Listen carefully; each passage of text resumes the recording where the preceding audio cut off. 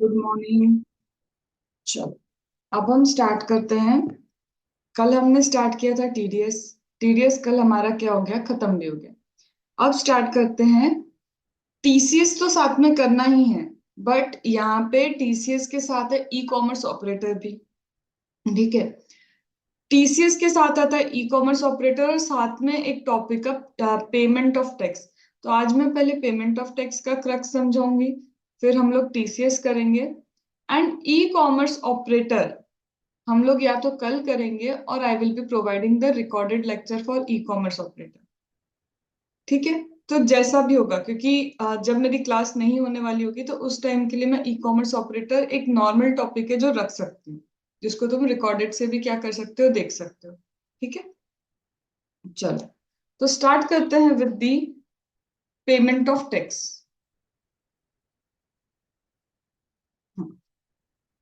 Now when it comes to payment of tax, मैं सबसे पहले ना डायरेक्टली क्रक्स बताना स्टार्ट कर रही हूँ, क्योंकि इसके ना क्वेश्चंस डायरेक्टली नहीं आते। पेमेंट ऑफ टैक्स कभी डायरेक्टली नहीं आता है, बट ये जो चैप्टर है पेमेंट ऑफ टैक्स 101% ये कहाँ होगा, ओवरऑल जितने भी प्रैक्टिकल क्वेश्चन होंगे तुम्हारे जीएसटी में, उसमें पेमेंट ऑफ टैक्स का कॉन्सेप्ट यूज होगा ही होगा। क्यों यूज होगा? क्योंकि अगर तुम्हें क्वेश्चन वन सॉल्व करना है जिसमें बताना है तुमको कि टैक्स पेबल कितना है, तब भी पेमेंट ऑफ टैक्स का कॉन्सेप्ट लगेंगे। अगर क्वेश्चन नंबर टू है उसमें भी बताना है टैक्स पेबल कितना है, तो भी पेमेंट ऑफ टैक्स के पूरे कॉन्सेप्ट लगेंगे। मतलब इस पे कोई डायरेक्ट क्वेश्चन कभी भी आएगा क्या, तो I will say never know. कभी इस पे कोई डायरेक्ट क्वेश्चन नहीं आएगा। पर क्या ये हमेशा पेपर में होगा? यस, ये हमेशा इसका कॉन्सेप्ट क्या मिलेगा, मुझे पेपर में मिलेगा, क्योंकि इसके बेसिस पे तो आई विल बी डिसाइडिंग कि मुझे कैश में पेमेंट कितना करना है, कितना मुझे आईटीसी मिल जाएगा, मेरी लाइबिलिटी कितनी है, ये सारी चीजें मुझे क्या होती है तभी पता चलती है। So with that we are starting with the payment of tax का कॉन्सेप्ट। ठीक है। अब पेमेंट ऑफ टैक्स में मैं पहले पूरा क्रक्स बताऊंगी एंड क्रक्स के बाद हम क्या करेंगे, डायरेक्टली इस चीज को पढ़ना स्टार्ट करेंगे यहां से। वो सिर्फ रीडिंग हो जाएगी फिर, कंप्लीटली अ रीडिंग। मेजर चीज मेरे को ये समझना है कि ये पेमेंट ऑफ टैक्स के कॉन्सेप्ट में क्या क्या चीजें आती हैं। चलो, तो स्टार्ट कर देते हैं इसको। जैसे ही मैं बात करती हूँ तुम्हारे साथ पेमेंट ऑफ टैक्स की, तो पेमेंट ऑफ टैक्स में मैं तुम्हें बताऊं, तीन तरह के क्या होते हैं, लेजर्स होते हैं। पेमेंट ऑफ टैक्स में कितने तरह के लेजर होते हैं? तीन तरह के लेजर। और वो तीन तरह के लेजर तुम्हारे सामने हैं। ये क्या है? ये रहे मेरे तीन तरह के लेजर। अब मैम ये लेजर किस काम के हैं, क्या काम आते हैं, क्या यूटिलाइजेशन है इसका, इसी के यूटिलाइजेशन के बेसिस पे तुम क्या कर पाओगे, क्वेश्चन सॉल्व कर पाओगे। तो करते हैं हम पेमेंट ऑफ टैक्स के तीनों लेजर का मीनिंग समझते हैं। सबसे पहला आता है मेरे लिए इसके अंदर इलेक्ट्रॉनिक कैश लेजर। ये इलेक्ट्रॉनिक कैश लेजर क्या है? इलेक्ट्रॉनिक कैश लेजर बोलता है कि देखो, जब भी तुम क्या करते हो ना, परचेस करके आते हो, तो ये हो तुमने क्या किया, कहीं से भी सपोज करो किसी भी शॉप से तुमने कुछ परचेस किया। ये रही वो शॉप जहां से तुम क्या करते हो, परचेस करते हो। तो सपोज तुम 10 लाख रुपीस के क्या करके आए, वैल्यू के 10 लाख वैल्यू के गुड्स या service what ever it is क्या करके आए, लेके आए। उसके ऊपर सपोज करो तुम जीएसटी, मान लिया हमने कि 1 लाख रुपीस का क्या करके आए, जीएसटी पे करके। तो ये जो परचेसर है, जिसको मैं बोलूंगी रिसिपिएंट, ये जो रिसिपिएंट क्या करके आया है, ये जीएसटी पे करके आया है। ये जीएसटी, ये जो सप्लायर है, ये कहाँ पे देगा? ऑब्वियसली सप्लायर क्या करेगा, ये जीएसटी जाके कहाँ पे देगा, गवर्नमेंट को दे देगा। अब किस नाम से गवर्नमेंट को देगा, कि इस पर्सन ने इतना जीएसटी पे कर दिया है और मैं फॉरवर्ड चार्ज मैकेनिज्म में गवर्नमेंट को वो टैक्स क्या करने आया हूँ, पे करने आया हूँ। करेक्ट? इतना ओके? तो इसका मतलब ये 1 लाख अब चला गया किसके पास, गवर्नमेंट के पास। अब गवर्नमेंट को हिसाब तो रखना पड़ेगा ना कि इस पर्सन ने कितना टैक्स पे किया है, इस पर्सन ने कितना टैक्स पे किया है। तो ये गवर्नमेंट क्या करेगी, हिसाब रखेगी। तो ये 1 लाख रुपीस गवर्नमेंट कहाँ पे रखे, समझ रहे हो मेरी बात? अब ये जीएसटी किसने पे कर दिया, इन भाई साहब ने ये जीएसटी पे कर दिया सप्लायर को, सप्लायर ने इनका जीएसटी पहुंचा दिया गवर्नमेंट के पास under forward charge mechanism. Government ये 1 लाख को कैसे निकाल के रखेगी? क्या ये गवर्नमेंट की, सबसे पहले हम सोचें, ये 1 लाख जो गवर्नमेंट को मिला है, क्या ये गवर्नमेंट की एसेट है या फिर ये गवर्नमेंट के लिए लाइबिलिटी है? This 1 lakh rupees, is it asset for the government और लाइबिलिटी फॉर द गवर्नमेंट? बताओ तुम्हारे हिसाब से क्या है?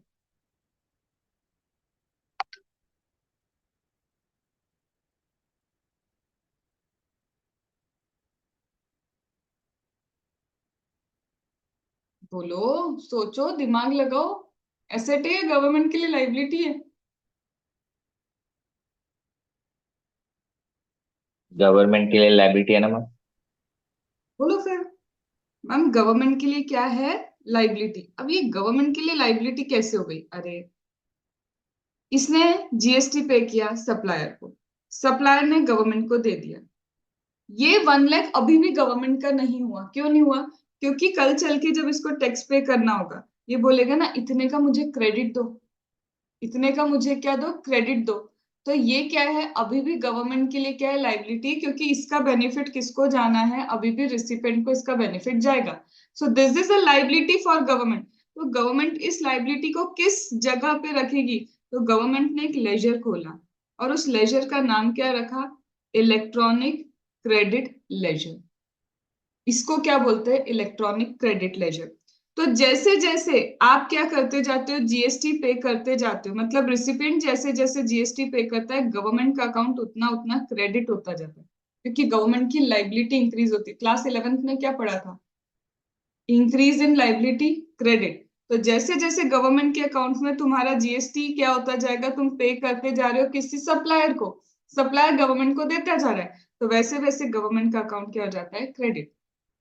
लाइबिलिटी इंक्रीज हो गई गवर्नमेंट के पर्सपेक्टिव से, वो हो गया क्रेडिट। अब जैसे जैसे तुम इसमें से आईटीसी यूटिलाइज करते जाओगे, गवर्नमेंट के यहाँ पे क्या होगा? डेबिट। लाइबिलिटी डिक्रीज, क्या हो जाएगा? डेबिट। तो ये कॉन्सेप्ट पता है कौन सा चल रहा है? जो बैंक में कॉन्सेप्ट नहीं चलता बैंक पासबुक के लिए, वही तो कॉन्सेप्ट यहाँ पे चल रहा है कि जैसे जैसे क्या होगा, गवर्नमेंट है, गवर्नमेंट के लिए कैसा होता जाएगा, जैसे जैसे तुम्हारा क्रेडिट बढ़ता जाएगा, मतलब गवर्नमेंट की लाइबिलिटी बढ़ती जा रही है, जैसे जैसे तुम आईटीसी यूटिलाइज करते जा रहे हो, गवर्नमेंट की लाइबिलिटी क्या होती जा रही है? कम होती जा रही है। तो इसी को क्या बोलते हैं? इसको बोलते हैं इलेक्ट्रॉनिक क्रेडिट लेजर। क्या यहाँ तक बात समझ में आई कि what is electronic credit laser?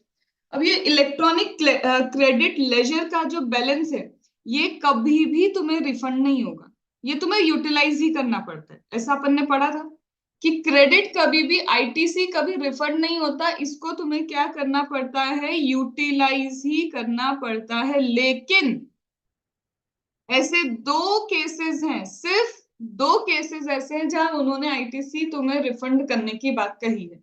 तो वो रिफंड कब होता है? पॉइंट नंबर 1, अगर क्या है, आप क्या कर रहे हो, अगर आप कर रहे हो एक्सपोर्ट, तो एक्सपोर्ट के केस में वो क्या करते हैं? In case of export, yes, वो क्या करते हैं? तुमको रिफंड कर देते। बट अगर मैम ये एक्सपोर्ट नहीं है तो क्या होगा? If it is not export, अगर ये एक्सपोर्ट नहीं है, तो इस केस में वो दूसरा क्या होता है? Inverted duty structure. इन दो केस में इन्वर्टेड ड्यूटी स्ट्रक्चर, इन दो केस में क्या होता है? तुमको रिफंड मिलता है तुम्हारा आईटीसी। अभी एक्सपोर्ट तो तुमको पता है that is zero rated supply, zero rated supply के लिए वो रिफंड कर देंगे तुमको। But what is inverted duty structure? तो इन्वर्टेड ड्यूटी स्ट्रक्चर का मतलब है, जब तुम यहाँ पे देखो परचेस करके आए थे ना ये गुड्स, तो सपोज करो तब तुम पे जीएसटी लगा था कितना? 12%। लेकिन सपोज करो जब तुम इन गुड्स को सेल करते हो, तो जिस भी कैटेगरी में तुम बना के इन गुड्स को सेल करते हो, सिर्फ 5% ही जीएसटी लगता है। तो देखो ना, तुम्हारा आईटीसी बहुत ज्यादा रेट से इकट्ठा होता जा रहा है, पर आउटपुट लाइबिलिटी तो तुम्हारी कम ही आ रही है हमेशा। So as compare to your output liability, तुम्हारा इनपुट पे जो रेट ऑफ टैक्स है दैट इज मोर। सो यहाँ तो तुम्हारा आईटीसी इकट्ठा होता जाएगा, तुम उसको यूटिलाइज ही नहीं कर पाओगे कभी भी। तो इन दैट केस दे से, इसे बोलते हैं इन्वर्टेड ड्यूटी स्ट्रक्चर, और इन दो केसेस में सिर्फ तुमको आईटीसी क्या कर देंगे? रिफंड कर। आया समझ में? तो this is the concept for my electronic credit laser, basic concept. ठीक है, अब हम इसी पर्सन की बात करते हैं। अभी आपने क्या बोला था कि ये खरीद वरीद के लेके आया, इसने टैक्स वगैरह पे कर दिया, पूरा टोटल 1 लाख लगा। अब यही बंदा क्या कर रहा है, आगे जाके इन गुड्स को सेल करता है, सेम गुड्स है, इसी को क्या कर दिया उसने, सेल कर दिया। अब सपोज करो, मान लेते हैं ऐसा कि मैम अब ये 15 लाख में ये गुड्स को क्या कर रहा है, सेल कर रहा है। सेम गुड्स जो 10 लाख के हैं, उसने अपना प्रॉफिट मार्जिन जोड़ा 5 लाख रुपीज, और अब टोटल 15 लाख में वो गुड्स सेल कर रहा है। और आज भी मैम वही क्या है, यहाँ पे भी 10% जीएसटी लगाया था, यहाँ पे भी 10% की रेट से जीएसटी की लाइबिलिटी आ गई उसकी 1.5 लाख। यहाँ तक ओके, जो मैं बोलना चाह रही हूँ। अब मैम 1.5 लाख लाइबिलिटी आ गई, इसको बोला चल टैक्स पे कर, तो ये क्या इतना टैक्स पे कर देगा?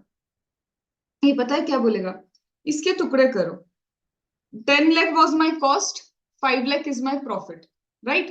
10 lakh is my cost, 5 lakh is my profit। और ये जो कॉस्ट है ना 10 लाख की, इसके ऊपर मैं ऑलरेडी जीएसटी पे करके आ चुका हूं, already I have paid GST on this 10 lakh.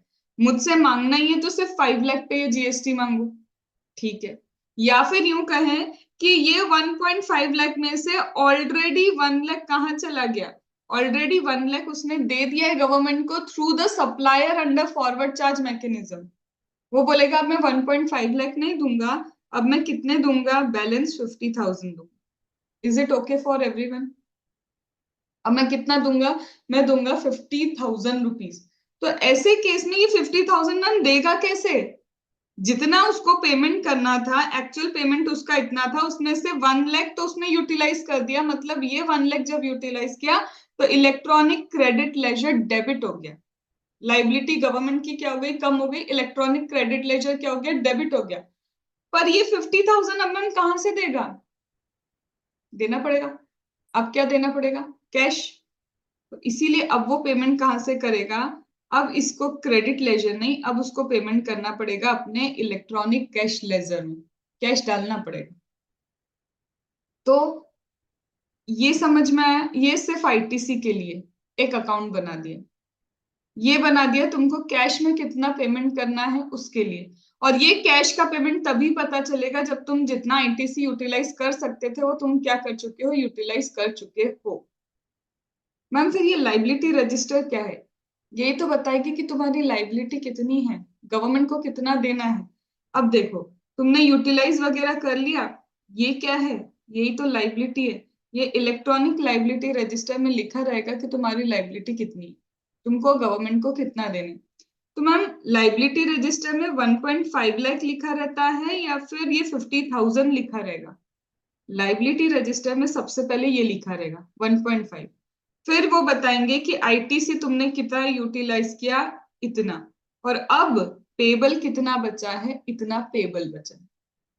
तो 3 अकाउंट समझ में है, गवर्नमेंट लेजर कौन से बनाती है, कैश, एक क्रेडिट, एक लाइबिलिटी। लाइबिलिटी सामने वाले पर्सन की प्योरली लाइबिलिटी बता रहा है कि उसकी लाइबिलिटी कितनी है। आईटीसी कहाँ इकट्ठा हो रहा है, तुम्हारा इलेक्ट्रॉनिक क्रेडिट लेजर के अंदर। और इलेक्ट्रॉनिक क्रेडिट लेजर यूज करने के बाद जो तुमको पेमेंट करना पड़ता है वो कहां से करते हो तुम, वो करते हो इलेक्ट्रॉनिक कैश लेजर से। आया ये समझ में? तो ये है हमारा पहला कॉन्सेप्ट। तो ये मैंने क्या, कब क्या क्या होता है ये किया। बट मैम अभी इलेक्ट्रॉनिक कैश लेजर आपने बोला कि इलेक्ट्रॉनिक कैश लेजर से मुझे पेमेंट करना है, तो इलेक्ट्रॉनिक कैश लेजर से हम किन किन चीजों का पेमेंट कर सकते हैं? और तुमने याद है कल ही मेरे साथ टीडीएस में समझा था कि इलेक्ट्रॉनिक कैश लेजर में पेमेंट जाता कैसे। एक कल ही हमने किया था ना, टीडीएस जो आपका डिडक्ट होगा वो कहाँ पे शो होता है, जो भी आपका टीडीएस कल ही पड़ा था, टीडीएस डिडक्ट होगा वो कहाँ पे शो होगा, तुम्हारे इलेक्ट्रॉनिक कैश लेजर में। तो वैसे ही जब मैम टीसीएस भी कलेक्ट करेगा सामने वाला, तब भी वो कहाँ पे शो होता है, इलेक्ट्रॉनिक कैश लेजर में। मैम कहीं हम खुद कैश जाके दे के आए या ओवर काउंटर हम पेमेंट करके आए, वो भी कहाँ जाएगा, इलेक्ट्रॉनिक कैश लेजर। मतलब आप चालान के थ्रू कुछ डालो, आप टीडीएस के थ्रू डालो, आप टीसीएस के थ्रू डालो, तो ये चीजें क्या करती है, आपके इलेक्ट्रॉनिक कैश लेजर को क्या करती है, डेबिट करती है। क्या बोल रहे हो ma'am, electronic cash laser debit हो रहा है, क्यों डेबिट हो रहा है?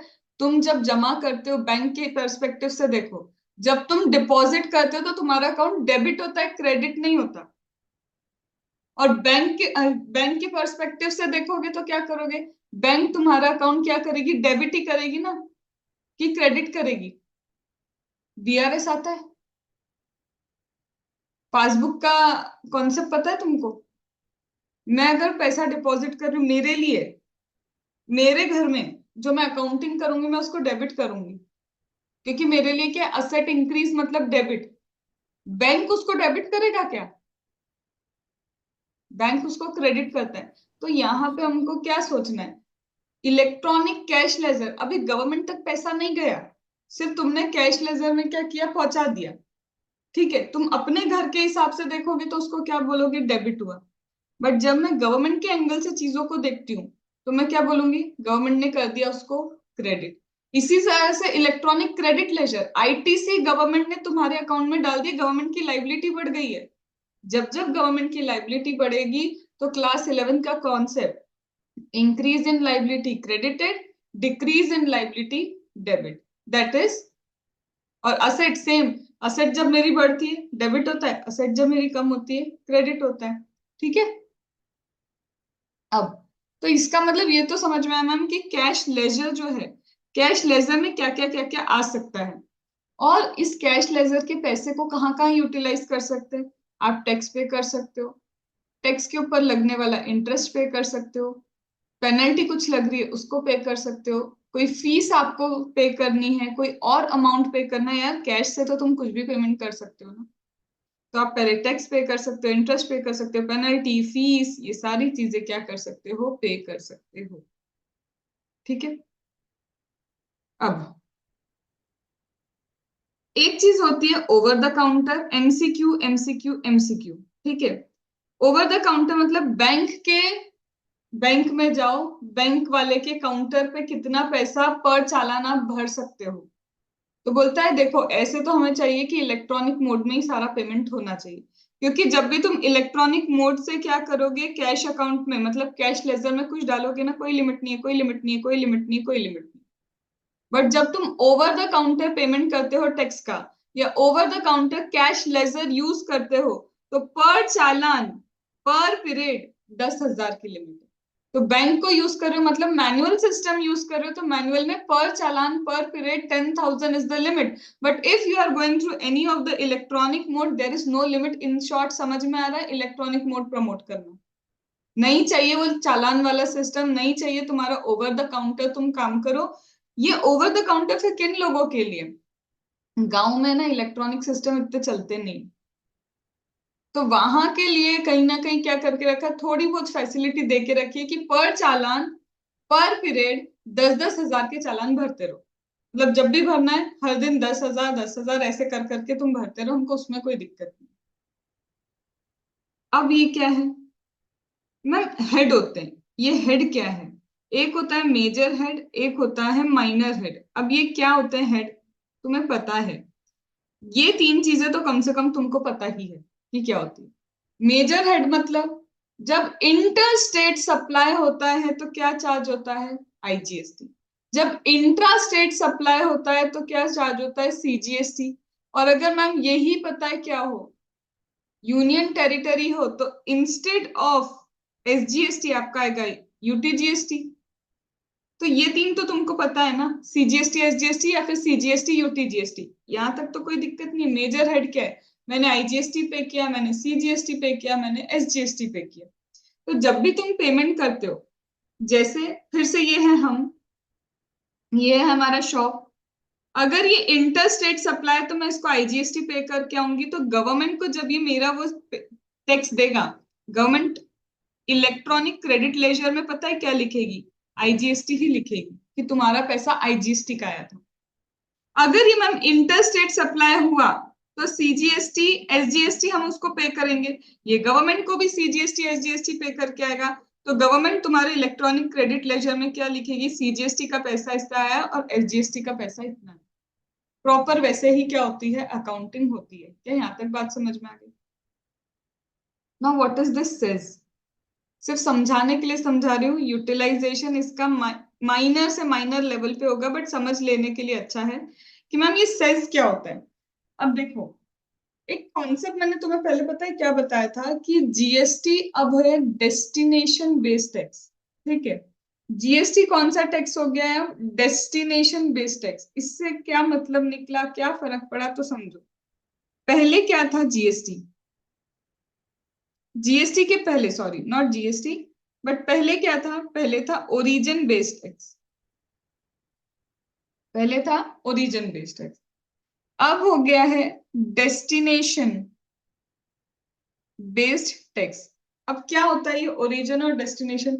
ओरिजिन का मतलब है जहां पे गुड्स को मैन्युफैक्चर किया है, जहां पे हमने क्या किया है, गुड्स की मैन्युफैक्चरिंग की है, बस वहीं पे वही वाली जो स्टेट होगी ना, उस स्टेट के पास अथॉरिटी है टैक्स कलेक्ट करने की।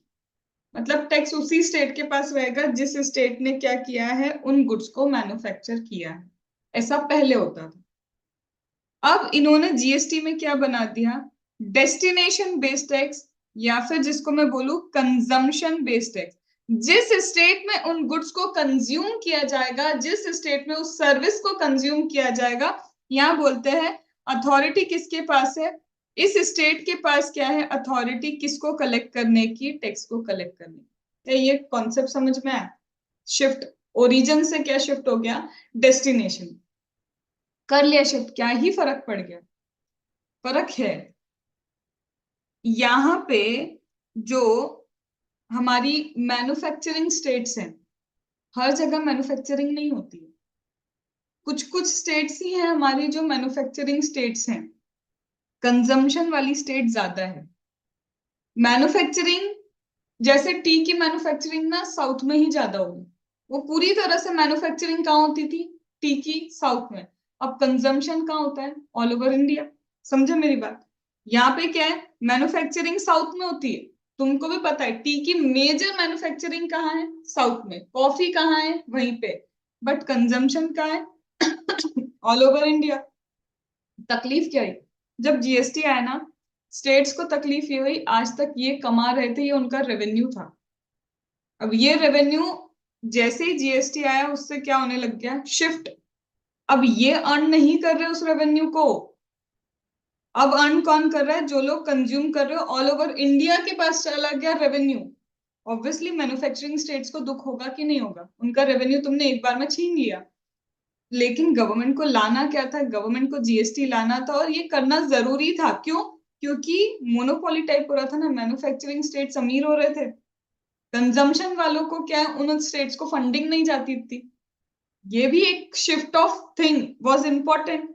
तो इन लोगों ने क्या किया, इन्होंने इन मैन्युफैक्चरिंग स्टेट्स को बोला कि आपको ये जो लॉस हो रहा है ना, due to shift of origin to destination, इसका लॉस का आपको क्या मिलेगा? सेज मिलेगा। कौन सा सेज? Compensation cess. हम कंपनसेट कर देंगे। कौन कंपनसेट करेगा? गवर्नमेंट। तो उसको बोलते हैं कंपनसेशन सेज। क्योंकि मैन्युफैक्चरिंग स्टेट्स कम है, तो गवर्नमेंट उनको क्या करवाती है? कंपनसेशन प्रोवाइड कराती है, और इसी को बोलते हैं कंपनसेशन सेस।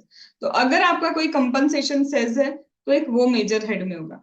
तो कहने का मतलब ये है, जब भी आपका आईटीसी है, इनपुट टैक्स क्रेडिट के लिए इलेक्ट्रॉनिक क्रेडिट लेजर का आपका जो होगा अकाउंट, गवर्नमेंट क्या, उसमें आईजीएसटी आएगा, सीजीएसटी आएगा, एसजीएसटी ऑब्लिक यूटीजीएसटी, और सेस तुमको है ही नहीं, तो तुम कहीं पे सेस देख नहीं पाओगे, उसका कोई क्वेश्चन नहीं।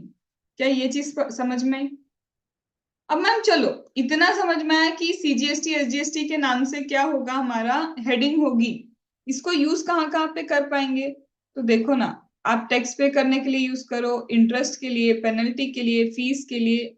ये माइनर हेड है कि आप सपोज करो कैश लेजर से पेमेंट कर रहे हो, टैक्स पे कर रहे हो, आप इंटरेस्ट पे कर रहे हो, पेनल्टी पे कर रहे हो, फीस पे कर रहे हो, क्या पे कर रहे हो, ये माइनर किन किन चीजों में इनको यूज कर सकते हो?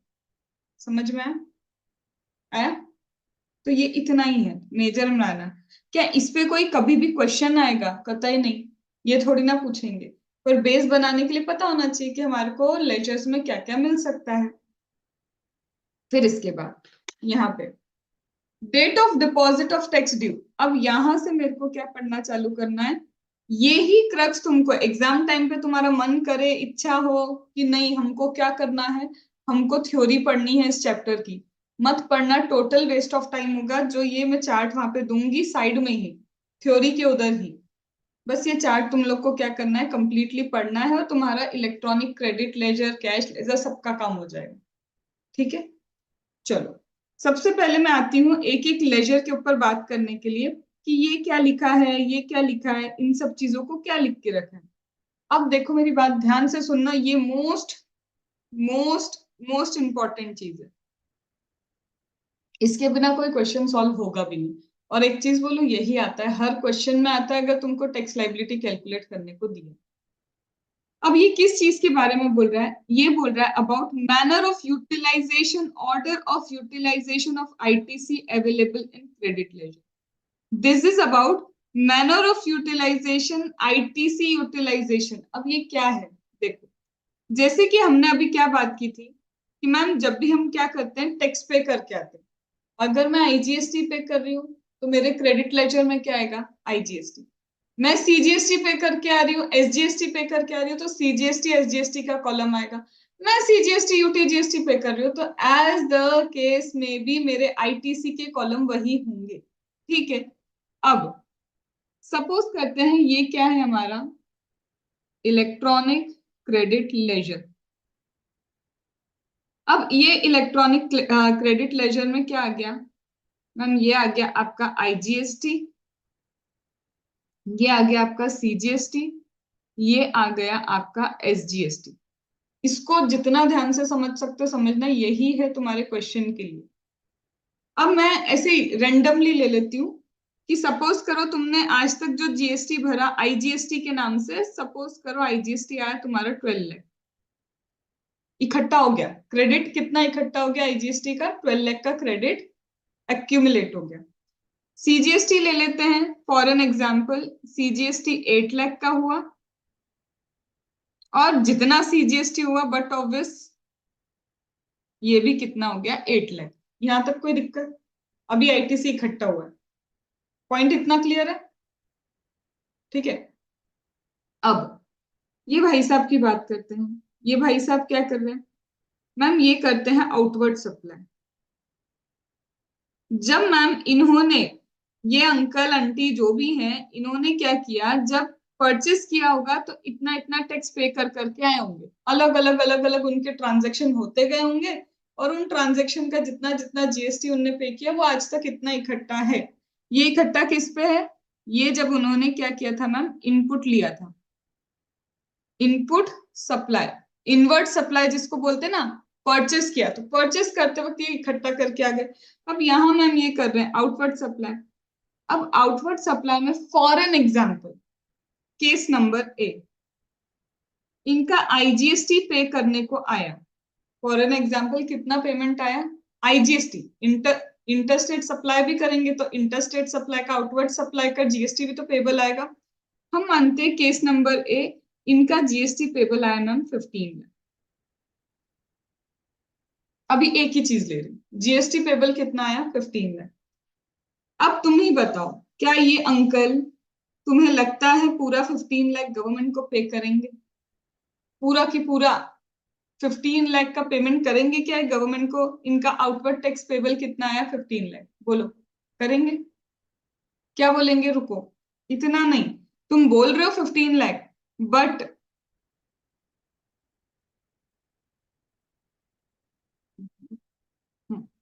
यहाँ पे वो क्या बोलेगा, ऑलरेडी कितना पे करके आ चुका हूं 12 लाख बोलेगा।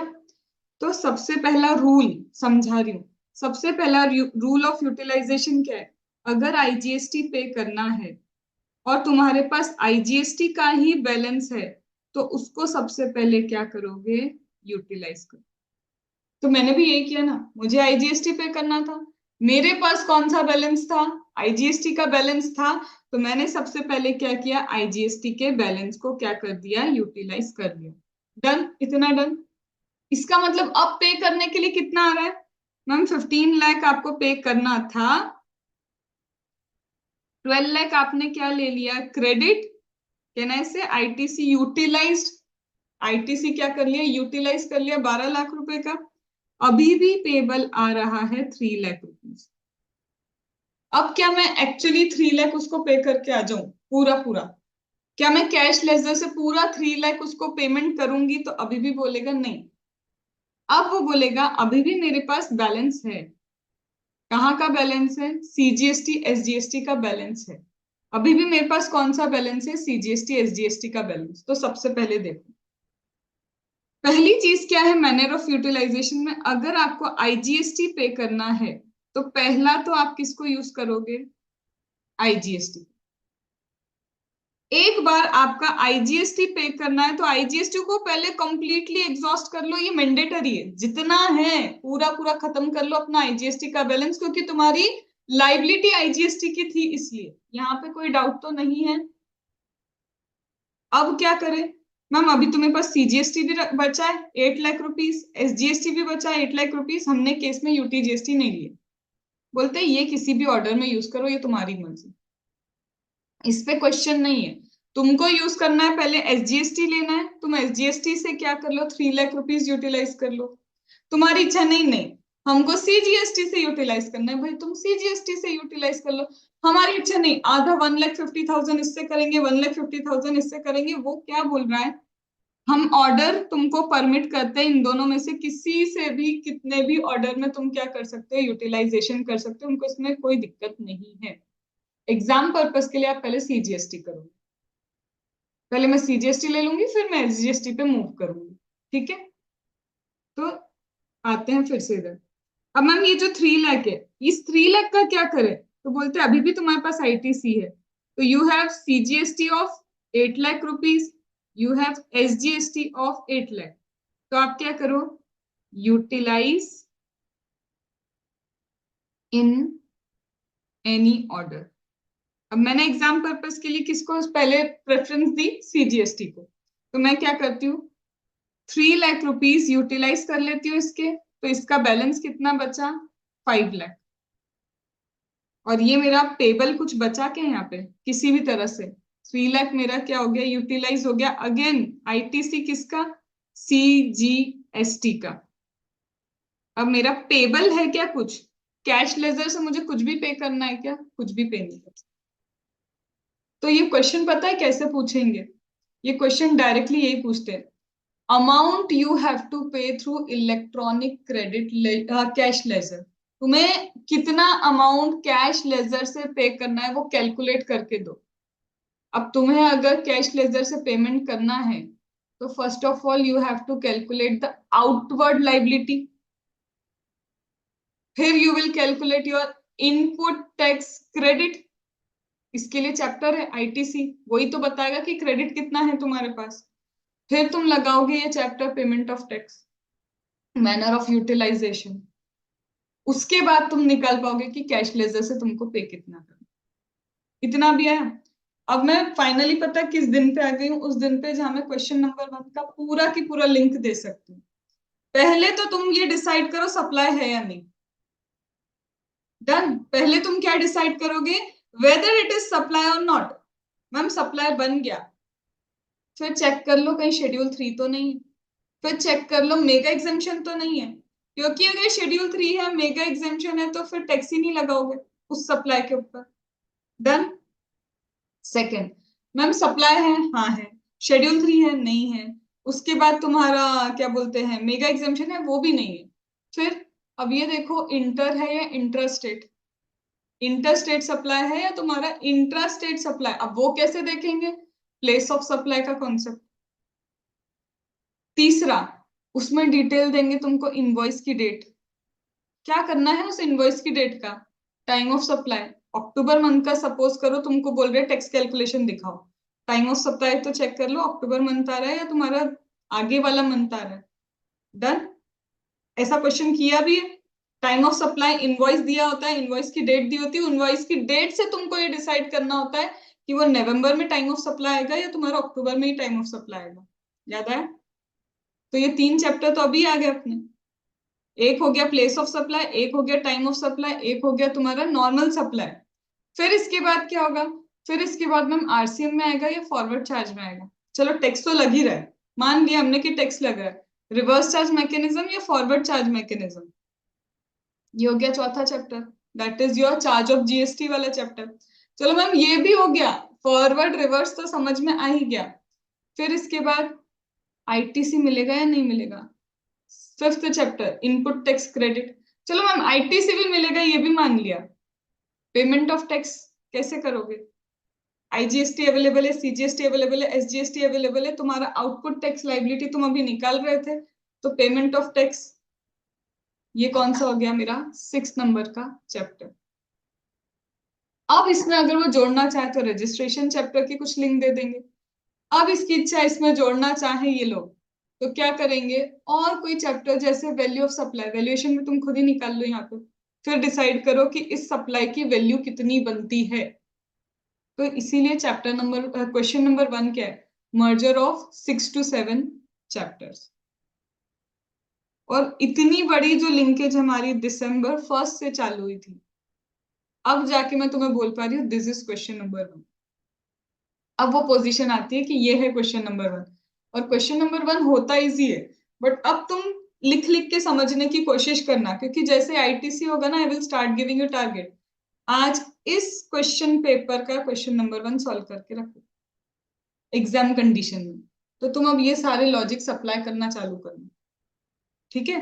तो हम लोग पास्ट के क्वेश्चन लेंगे, वो टारगेट्स नहीं ले सकते, क्लास में नहीं ले सकते, but I will give you the target कि नवंबर 2022 का क्वेश्चन नंबर 1 सॉल्व करो अंडर एग्जाम कंडीशन।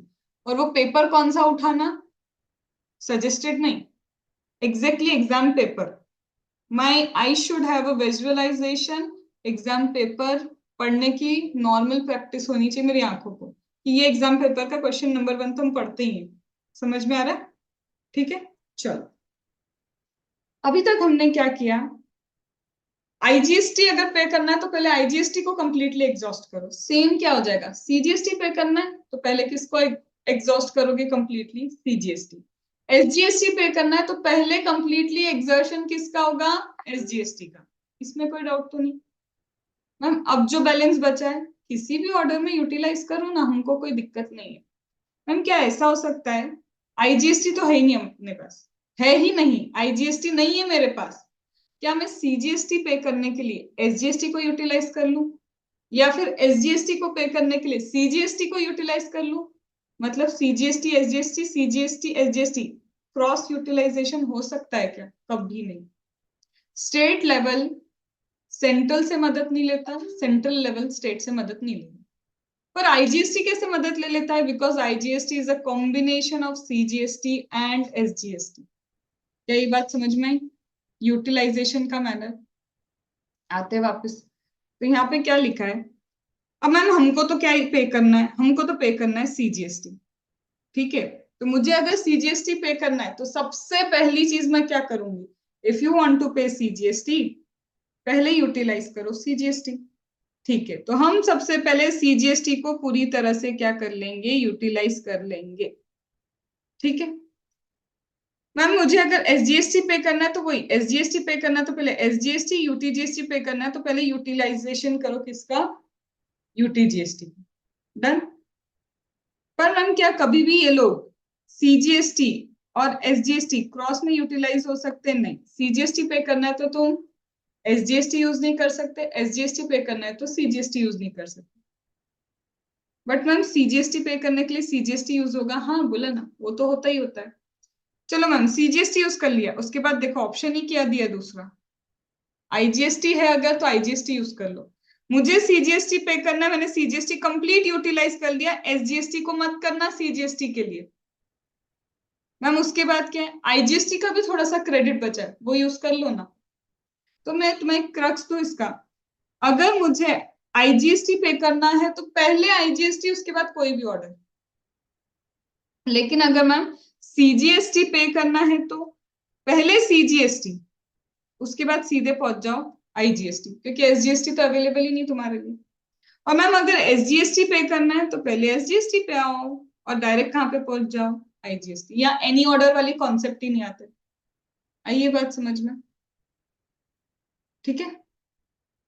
ये है मेरा मैनर ऑफ यूटिलाइजेशन, और खूबसूरती से क्या लिखा है, CGST credit can not be utilised for the payment of SGST and SGST credit can not be utilised for the payment of CGST।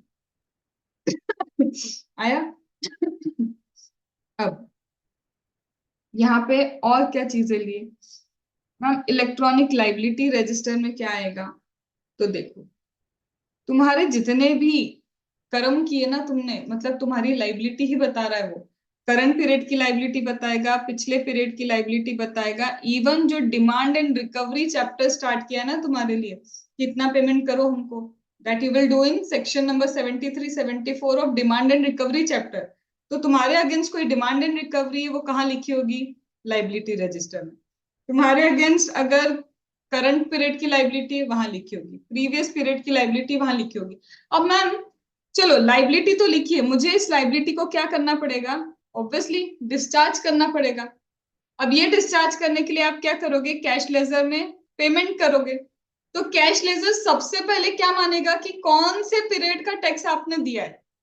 पुराना लीफो मेथड, सबसे पुराना। फिर उसके बाद करंट पीरियड का, फिर उसके बाद तुम्हारा अभी जो हमने डिमांड ट्रेस की है। तो जब तुम कैश लेजर से पेमेंट भी करते हो ना, तो पुराना पहले क्लियर होता है, नया नहीं होता। पुराना क्लियर करते करते करते बोलते कि डिस्चार्ज होने का ये ऑर्डर है। आया समझ में? लॉजिकल भी है ये तो। फिर मैम ये देखो, एक मिनट अभी रुको, अभी रुको। मैनर ऑफ मेकिंग पेमेंट क्या है? ये अभी अपन ने नहीं किया था। इलेक्ट्रॉनिक क्रेडिट लेजर में कुछ किया था, डेबिट ऑफ क्रेडिट लेजर। क्या था डेबिट ऑफ क्रेडिट लेजर? जब भी क्या होता है, आईटीसी तुम्हारा कम होने लगेगा, गवर्नमेंट उस अकाउंट को डेबिट करेगी, क्योंकि गवर्नमेंट की लाइबिलिटी कम हो रही है। तो जब आप टैक्स पे करते हो, तो ये क्रेडिट लेजर क्या हो जाता है? डेबिट। बट मैम कैश में डेबिट कब होगा? कैश में डेबिट तब होगा जब तुम कैश में पैसा डाल रहे हो, तुम्हारी असेट इंक्रीज हो गई है। तो ये दोनों वाइज वर्सा चलते हैं। मैम कल ही पढ़ा था ना, फिर से वही लिखा है।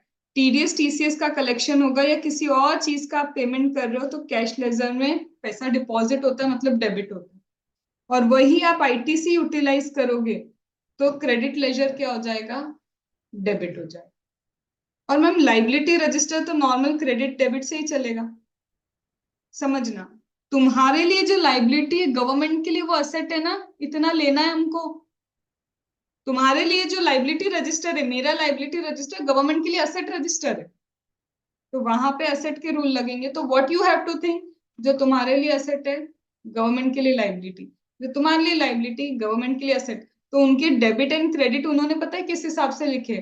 गवर्नमेंट के हिसाब से, क्योंकि वो गवर्नमेंट के लिए जीएसटी रूल बना रहे। तो तुमको भी डेबिट क्रेडिट किस हिसाब से लिखना है? गवर्नमेंट के लिए असेट है या गवर्नमेंट के लिए लाइबिलिटी? आया ये बात समझ में? इतनी आई? तो ये देखो, एक मिनट रुकना अभी, हाँ मधु। कैश लेजर डेबिट कब होगा? कैश लेजर क्रेडिट कब होगा? क्रेडिट लेजर डेबिट कब होगा? क्रेडिट कब होगा? लाइबिलिटी लेजर का डेबिट एंड क्रेडिट। अब अपन देखते हैं असेट लाइबिलिटी के हिसाब से। सबसे पहले तो मैं लाइबिलिटी रजिस्टर पे ही आ जाती हूँ, और कुछ नहीं करते हम, लाइबिलिटी रजिस्टर पे। लाइबिलिटी रजिस्टर मतलब क्या? गवर्नमेंट के लिए असेट आ रही है, मेरे लिए मत दो, देखो नाम पे मत जाओ। गवर्नमेंट के लिए ये क्या है? असेट। कि सामने वाले पर्सन से इतना पैसा लेना है, तो वो सामने पेबल जो होगा, पेबल जो होगा, उसके जो ड्यूज होंगे, गवर्नमेंट डेबिट करेगी ना उसको, असेट है उसकी। आई ये बात समझ में? आई? तो गवर्नमेंट क्या करेगी? गवर्नमेंट की नजर से सोचो, ये सब गवर्नमेंट के लिए आने वाला पैसा है, मिलेगा मिलेगा मिलेगा, और सामने वाले का जाने वाला पैसा है।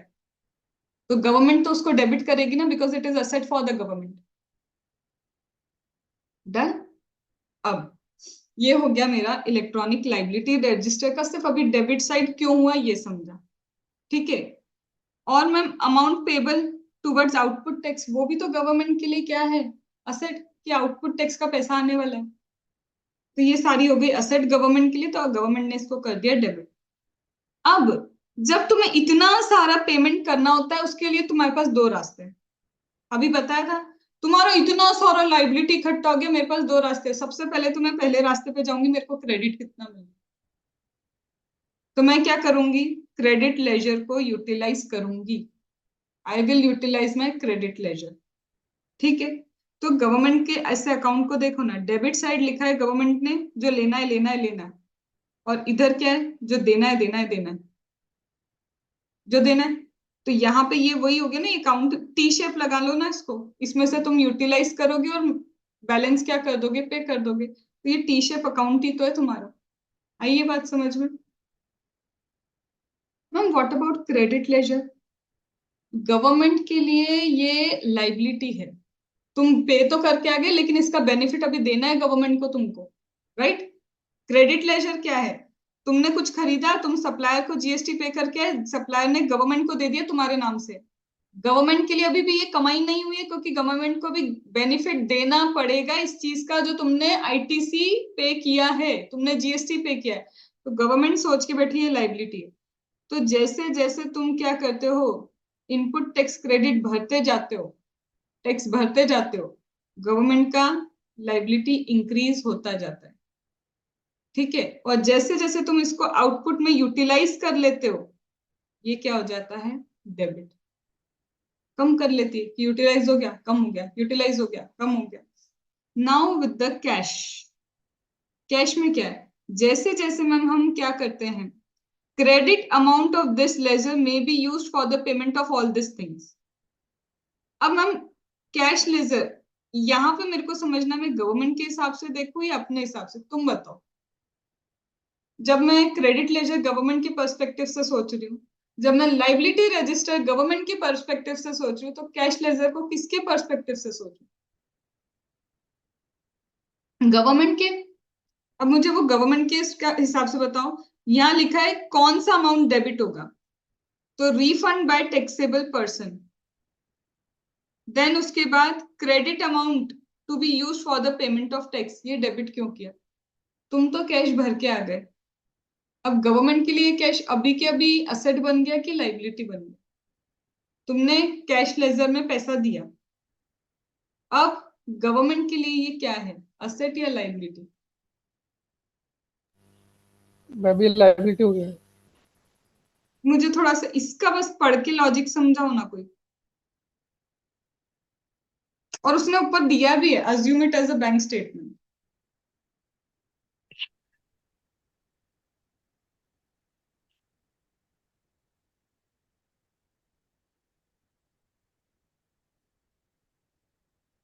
अरे बैंक स्टेटमेंट तुम भूल जाओ कि ये कैश लेजर है। मैं बैंक में पैसा जमा करके आती हूँ, बैंक वाले के लिए एसेट है कि लाइबिलिटी? कभी भी क्या हो सकता है, डिमांड हो सकता है। बैंक वाले के लिए क्या है, ये लाइबिलिटी है।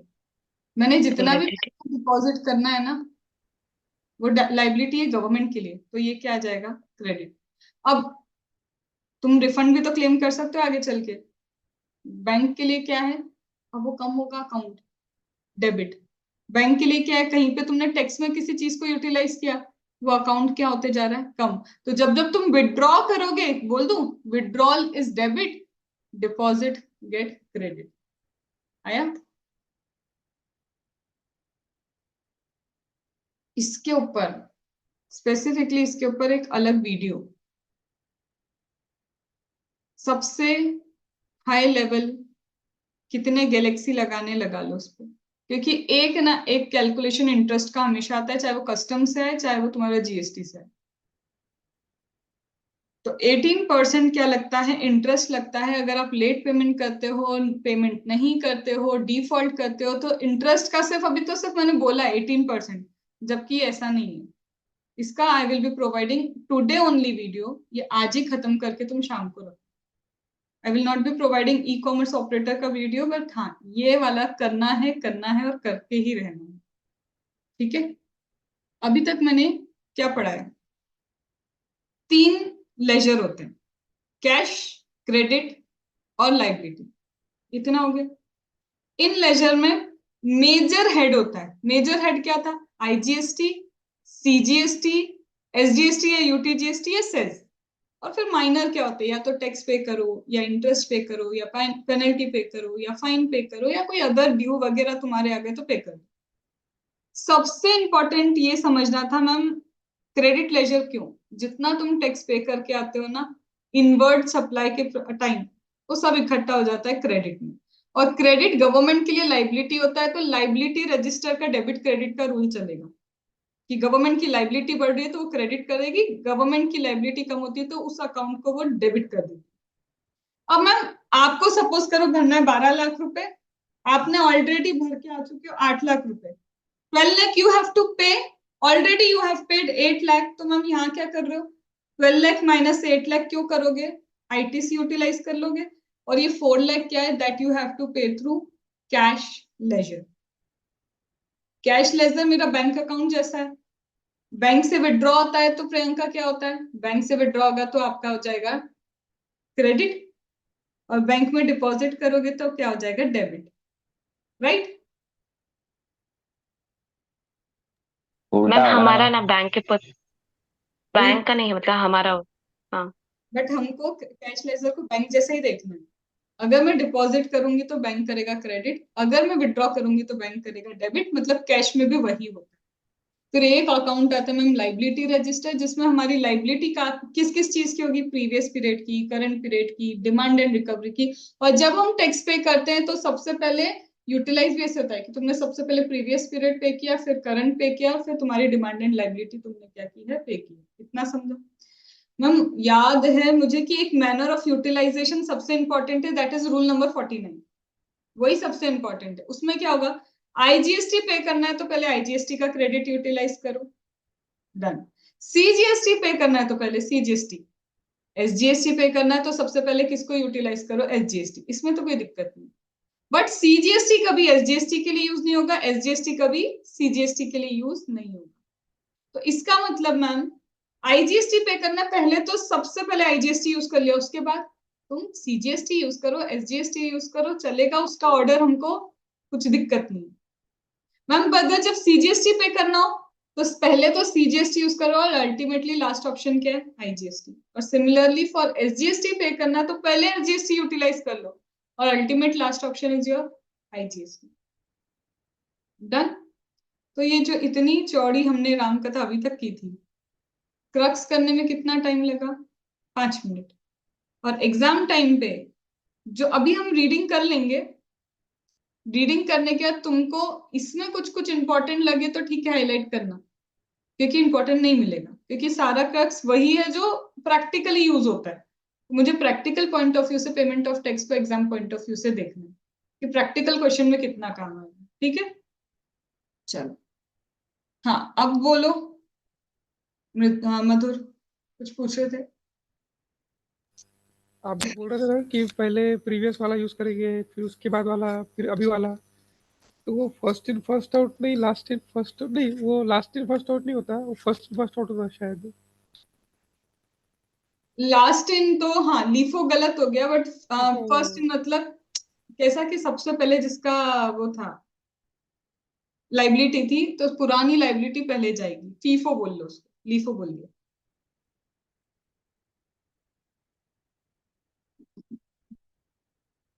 चलो अब सबसे पहले रीडिंग स्टार्ट करते हैं, क्योंकि बचा ही क्या है जीवन में, रीडिंग, ठीक है। चलो तो ये पेमेंट ऑफ टैक्स का सबसे पहले रीडिंग। अब ये क्या बोल रहा है, सेक्शन नंबर 49। सेक्शन नंबर 49 क्या बोलता है, टैक्स इंटरेस्ट पेनल्टी या कोई भी अमाउंट को कैसे पे करते हैं, तो हाउ यू विल पे। तो कोई भी डिपॉजिट चाहे आप टैक्स के लिए करो, इंटरेस्ट के लिए करो, पेनल्टी के लिए, फीस के लिए करो, या किसी भी अमाउंट के लिए करो, कोई भी पर्सन करे, कैसे कर सकता है, कैन यू से, ये सारे इलेक्ट्रॉनिक मोड ऑफ पेमेंट है। ऐसे ऐसे पे कर लो, तुम्हें इच्छा है फंड ट्रांसफर कर लो, क्रेडिट कार्ड से कर लो, बैंक अकाउंट से कर लो। अभी क्या तुम ये एग्जाम टाइम पे ये पढ़ने बैठोगे, मैम मेरी तबीयत ठीक नहीं है, मैं जाऊँ क्या? चलेगा। Thank you ma'am. बट आगे है, अगर तुम रीडिंग के लिए जा रहे हो तो आगे समझाना है, अभी रीडिंग ही खत्म नहीं होगी, ये बात मैं याद रखो। अभी जा रहा हूँ मैम, मैं जाता हूँ अभी। ठीक है चलो, थैंक यू मैम। ओके। तो यहाँ पे क्या है, तुम्हारी इच्छा, तुमको जैसे जैसे जैसे जैसे जैसे पेमेंट करना है, क्या इसमें कोई डाउट रेज हुआ अभी।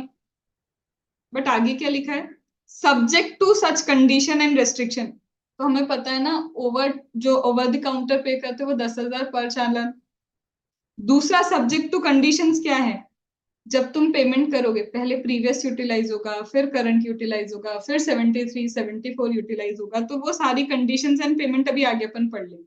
तो क्या मैं ऐसे कर दूं इसको एग्जाम पॉइंट ऑफ व्यू से? समझ में आया? फिर ITC input tax credit as self assessed in return of a registered person shall be credited to credit ledger. क्या लिखा है तुम समझाओ, मेरे को नहीं आया।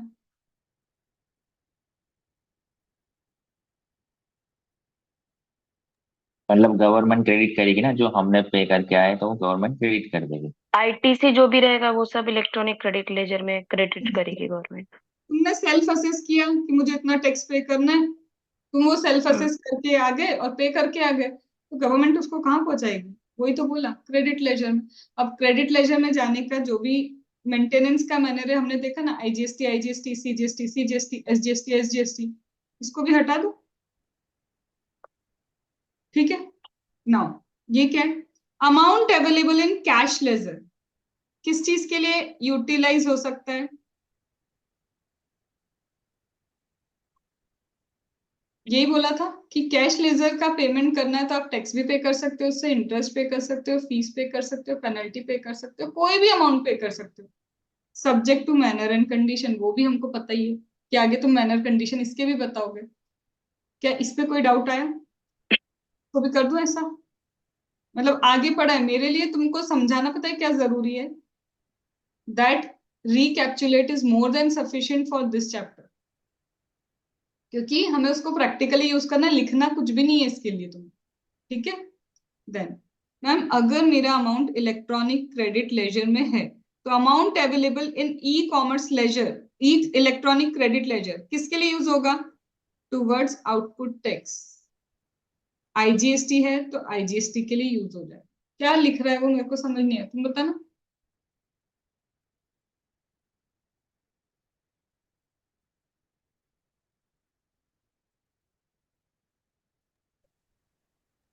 मतलब आउटपुट जो हमने लायबिलिटीज अभी हम। हाँ, बोलो बोलो प्रियंका।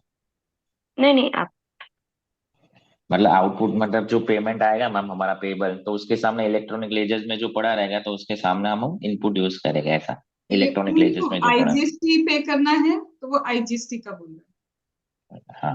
है ना, और इधर अगर सीजीएसटी पे करना रहेगा तो सीजीएसटी की बात करेगा। अब ये क्या लिखा है? जो आपने एग्जॉस्ट वाला बताया कि पहले आईजीएसटी के अगेंस्ट आईजीएसटी पूरा एग्जॉस्ट होगा, उसके बाद जो है सीजीएसटी और ये और सीजीएसटी एसजीएसटी आपस में इंटर में नहीं यूज कर सकते। लिख दो मैनर ऑफ यूटिलाइजेशन दिया है, जो अभी हम वो चार्ट से पढ़ रहे थे ना, वही है। Hmm. That is manner of utilization. Nidhi catch हो रहा है सब? ठीक है, उसके बाद ये सब वही है, यहां तक तो ये पूरा। स्टेट वाले को सेंट्रल के लिए यूज नहीं कर सकते, सेंट्रल वाले को स्टेट वाले के लिए यूज नहीं कर सकते, मतलब वही पूरी कहानी अभी तक देखे रहे। इसको भी समझा दो। मैंने सिर्फ ये पढ़ा पता है, बट मुझे पता है इसके अंदर पॉइंट क्या है, क्योंकि मुझे सेक्शन पता है कि ये किसका सेक्शन है।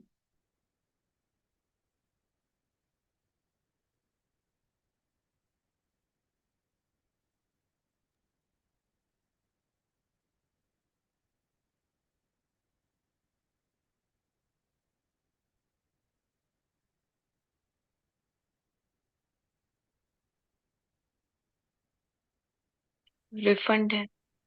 अगर आपके कैश लेजर में कुछ है, आप रिफंड ले सकते हो। कल भी पढ़ा था ना, टीडीएस का भी रिफंड मिल जाता है अगर गलती से हो जाए। अगर क्रेडिट लेजर में तो दो केस पड़े थे, सिर्फ दो केस है जब क्रेडिट लेजर में रिफंड होता है।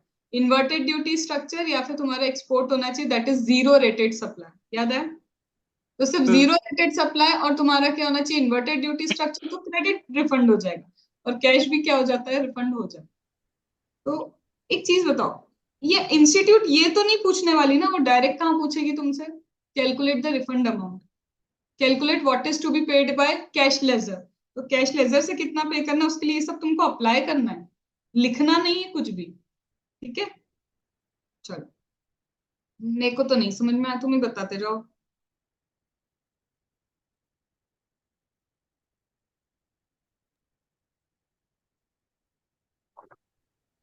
जो भी हमारी लाइबिलिटीज होगी, जो भी आउटपुट पेबल, वो सब इलेक्ट्रॉनिक क्रेडिट लेजर में हमारी रिफ्लेक्ट होगी। अभी वही था ना कि तुम्हारी लाइबिलिटी कहाँ लिख के देगा वो, लाइबिलिटी रजिस्टर, बट यहाँ वर्ड क्या लिखा है, रजिस्टर्ड पर्सन नहीं लिखा, टैक्सेबल पर्सन। क्योंकि एक टैक्सेबल पर्सन मतलब जिसका थ्रेशोल्ड लिमिट क्रॉस हुआ, उसकी भी तो लाइबिलिटी इकट्ठा होना चालू हो जाती है ना, तो यहाँ लिखा है टैक्सेबल। बट अब तुम थोड़ा सा मेरे साथ वापस आओ यहाँ पे,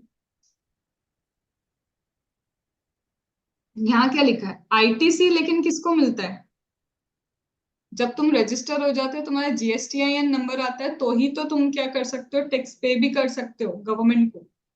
टैक्सेबल पर्सन गवर्नमेंट को जाके टैक्स पे नहीं कर पाता, एक रजिस्टर्ड पर्सन ही टैक्स पे करता है और उसी का आईटीसी अवेलेबल होता है। तो यहाँ वर्ड लिखा है रजिस्टर्ड पर्सन, और यहाँ पे वर्ड क्या लिखा है, लाइबिलिटी तो सबकी हो सकती है, टैक्सेबल पर्सन की भी हो सकती है, लेकिन आईटीसी तो सिर्फ किसको मिलता है, रजिस्टर्ड पर्सन। आया समझ में, ये भी बता दो जल्दी जल्दी।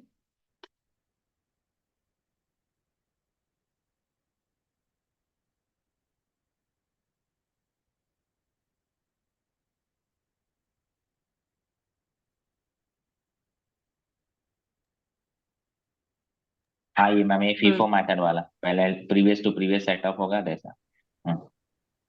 कि पहले डिस्चार्ज का क्या है, डिस्चार्ज करना है पहले प्रीवियस, फिर करंट, फिर 73 74।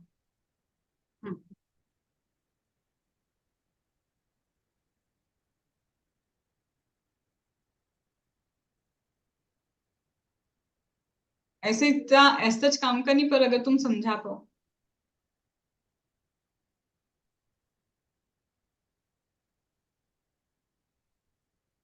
जब भी तुम किसी से टैक्स कलेक्ट करते हो, सपोज करो मैंने तुमको कुछ बेचा, मैंने तुमसे कलेक्ट कर लिया टैक्स।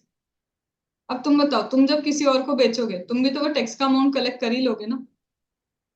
एक बिजनेस वाला क्या करता है, अगर कहीं टैक्स पे करके आता है तो इधर से क्या करता है, सामने वाले से दूसरे से रिकवर करेगा।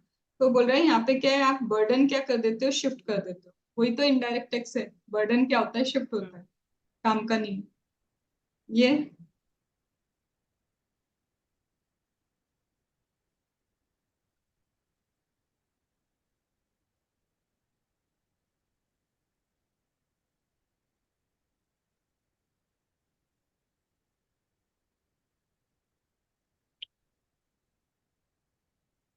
वही मैम, इलेक्ट्रॉनिक कैश लेजर में जो भी हमारा बैलेंस पड़ा रहेगा, तो हम उसे रिफंड क्लेम कर सकते हैं। और एक रजिस्टर्ड पर्सन है, ठीक है, इसके पास कैश लेजर में अमाउंट पड़ा हुआ है। तो अगर कैश लेजर में इसके पास अमाउंट पड़ा है, अमाउंट चाहे टैक्स की तरह हो, इंटरेस्ट की तरह हो, पेनल्टी की तरह हो, फीस की तरह, मतलब जिस भी टाइप से तुमने भरा था ये पेमेंट, तुमने क्या किया होगा, इलेक्ट्रॉनिकली लिखा होगा ना कि मैं इतना टैक्स पे कर रहा हूँ या इतना इंटरेस्ट पे कर रहा हूँ या पेनल्टी। बोलता है ये जो टैक्स इंटरेस्ट पेनल्टी वगैरह जो भी पड़ा हुआ है, तुम ये जो अवेलेबल बैलेंस है तुम ट्रांसफर कर सकते हो। तो कैश लेजर में जिस भी नाम से तुम्हारा बैलेंस पड़ा है तुम ट्रांसफर कर सकते हो। ट्रांसफर किस चीज के लिए कर सकते हो, टैक्स पे करने के लिए, चाहे वो इंटीग्रेटेड हो, सेंट्रल हो, स्टेट हो, यूनियन टैक्स हो, जो पे करना है उसके लिए इसको यूज कर सकते हो। या फिर तुम क्या कर सकते हो, इंटीग्रेटेड टैक्स या central tax of a distinct person specified in this section in such form and manner and condition as may be prescribed and transfer shall be deemed to be refunded from electronic cash ledger। ये क्या था, तुम सबसे पहले बस मुझे वो deemed person याद दिला दो। देखो ये फर्स्ट वाले में कुछ नहीं है, तुम्हारे पास कैश लेजर में अगर टैक्स के नाम से कुछ है, इंटरेस्ट के नाम से, पेनल्टी या फीस, तुम चाहो तो उसको टैक्स पे करने के लिए यूज कर सकते हो, ठीक है। मुझे ये बताओ ये क्या था, डिस्टिंक्ट पर्सन कहाँ पे पड़ा था और डिस्टिंक्ट पर्सन होता क्या है, वैल्यू ऑफ सप्लाई में पड़ा था डिस्टिंक्ट पर्सन। क्या होता है, कहाँ पड़ा, वैल्यू ऑफ सप्लाई में डिस्टिंक्ट पर्सन क्या होता है, बताना जरा।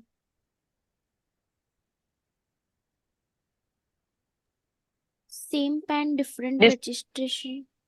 Same PAN different registration. एक होता है डिस्टिंक्ट पर्सन कि पेन तो मेरा सेम है, एक ही स्टेट में दो अलग रजिस्ट्रेशन क्योंकि मेरा बिजनेस वर्टिकल अलग है। एक होता है मैं एक स्टेट में हूँ और मेरा स्टेब्लिशमेंट दूसरे स्टेट में, तो भी हम क्या है, डिस्टिंक्ट पर्सन, ठीक है। तो यहाँ पे बोलते देखो, अब डिस्टिंक्ट पर्सन में क्या हुआ, ट्रांजेक्शन हुआ है, वो तो तुम ही। तो बोलते हैं अगर एक ने इधर टैक्स पे किया, दूसरे के अकाउंट में आ गया, तो माना तो ये जाएगा ना कि एक ने दिया और तुम वही तो पेन वाले हो, कहीं ना कहीं तुमको रिफंड हो गया। पढ़ो इस लैंग्वेज को, उसने क्या लिखा। अगर डिस्टिंक्ट पर्सन हो, हम जीएसटी में डिस्टिंक्ट पर्सन मान रहे हैं तुमको, हम क्या कर रहे हैं, जीएसटी में मान रहे हैं कि तुम डिस्टिंक्ट पर्सन हो। बट जब एक पर्सन इधर से पेमेंट करेगा दूसरे पर्सन को, यही अकाउंट में वो आएगा ना आईटीसी के नाम से, तो ये क्या मान लिया जाएगा, deemed to be a refund from electronic cash ledger. तो मान लिया जाएगा कि कैश लेजर से एक्चुअल में तुमको रिफंड ही हो चुका है वापस से। पढ़ो इसको एक बार। इंटीग्रेटेड या सेंट्रल टैक्स, ठीक है, डिस्टिंक्ट पर्सन ने अगर पे किया है तो in such form and manner subject to condition, जो भी कंडीशंस और रेस्ट्रिक्शंस हम अभी पढ़ेंगे, मान लिया जाएगा कि वो एज ए रिफंड ट्रांसफर हो चुका है फ्रॉम द कैश लेजर। समझ में आया? मैंने क्या किया, मैं डिस्टिंक्ट पर्सन हूँ, मेरे कैश लेजर में मैंने टैक्स वगैरह सब कुछ इकट्ठा किया। दूसरा डिस्टिंक्ट पर्सन सेम पेन वाला ही तो है, अगर वो इधर से इधर यूटिलाइज कर रहा है उसको, तो क्या माना जाएगा, अमाउंट रिफंडेड। आया समझ में? इसका क्या मतलब है, लेकिन ये डीम्ड रिफंड नहीं माना जाएगा। अगर ऐसा है तो ये डीम्ड रिफंड नहीं माना जाएगा। क्या बोल रहा है ये?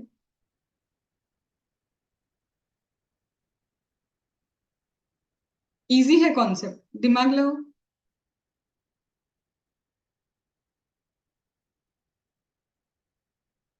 उसके लाइबिलिटी में रजिस्टर में कोई ऑलरेडी अनपेड पड़ा होगा। हाँ, जब कुछ ये अनपेड है तो नहीं ट्रांसफर करेंगे। एग्जैक्टली उसका लॉजिक समझो। ये था मेरा डिस्टिंक्ट पर्सन। सपोज इसको 1 लाख पे करने चाहिए थे, जीएसटी में पढ़ा है ना तुमने कि डिस्टिंक्ट पर्सन को भी विदाउट कंसिडरेशन भी ट्रांसफर करो तो जीएसटी पे करना पड़ता है। तो सपोज उसको 1 लाख पे करना पड़ता था, चाहे कंसिडरेशन हो या नहीं कंसिडरेशन हो, 1 लाख का उसका जीएसटी था। उसने जीएसटी कहाँ पे किया, कैश लेजर में, अपने ही कैश लेजर में डाला। दूसरा वाला उसको टैक्स पे करने के लिए यूज कर ले, रिफंड ही माना जाएगा। बट जब उसने ये 1 लाख ही पे नहीं किए, उसका लाइबिलिटी ही अनपेड है, तब थोड़ी ना ये डीम्ड रिफंड माना जाएगा, क्योंकि पहले लाइबिलिटी तो पे कर, तेरे कैश लेजर में तो आन दे कि वो दूसरा यूज कर ले। जब तुमने पे ही नहीं किया कैश लेजर में, तो फिर उसको रिफंड का प्रोविजन कैसे लगाएंगे। रिफंड तो तब होगा ना जब अमाउंट आया हो, जब अमाउंट ही नहीं आया तो रिफंड किस बात का आया।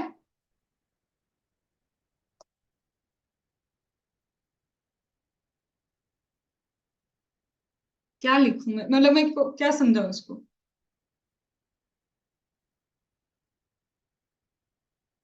तुम बोलो क्या लिखा है इसको।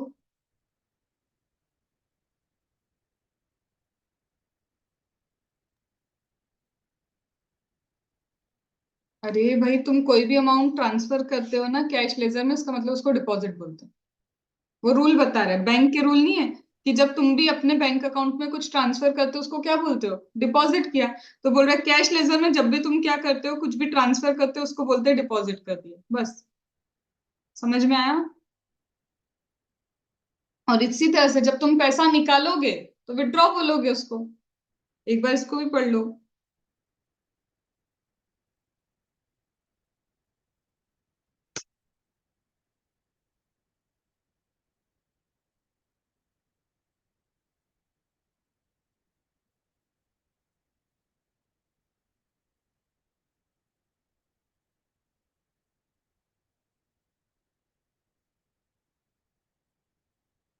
तुम क्रेडिट लेजर से कितना पोर्शन डिस्चार्ज कर सकते हो, इसके लिए भी आगे हमने बताया है। तो क्रेडिट लेजर से डिस्चार्ज करने का तरीका पता है कहाँ, आईटीसी पढ़ोगे तब पता चलेगा।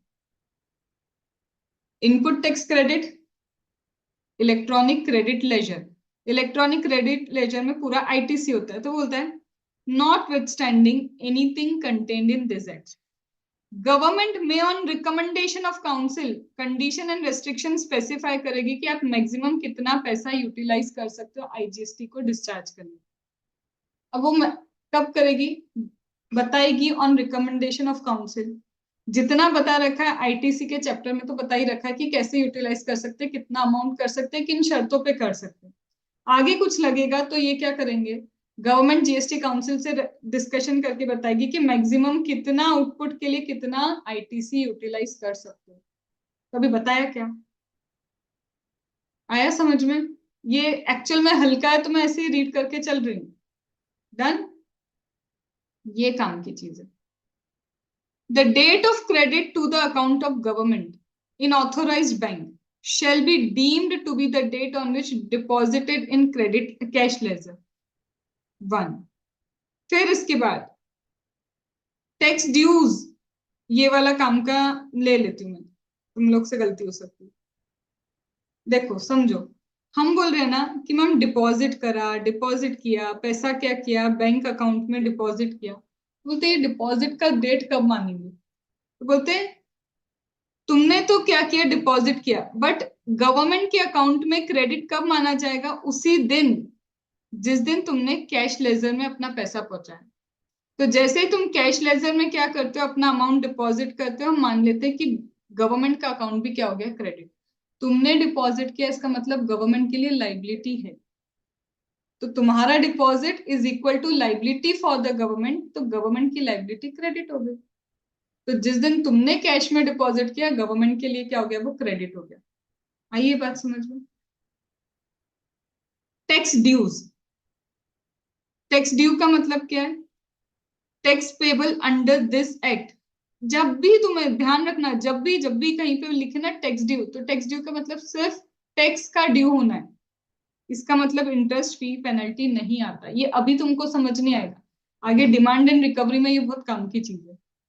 टैक्स ड्यू का मतलब है सिर्फ टैक्स, इसका मतलब इंटरेस्ट नहीं होता, इसका मतलब फीस नहीं होता, इसका मतलब पेनल्टी नहीं होता है। तो मैम फिर ये सब क्या है? इनको बोलते हैं अदर ड्यू। ठीक है, अब अभी जो तुमने मेरे साथ किया, यूटिलाइजेशन ऑफ आईटीसी, अब ये कहाँ है? यूटिलाइजेशन ऑफ आईटीसी, इसको मैं एक बार स्पेसिफिकली तुमको होमवर्क दे रही हूँ, ये मैं शॉर्ट में कल डिस्कस करूंगी।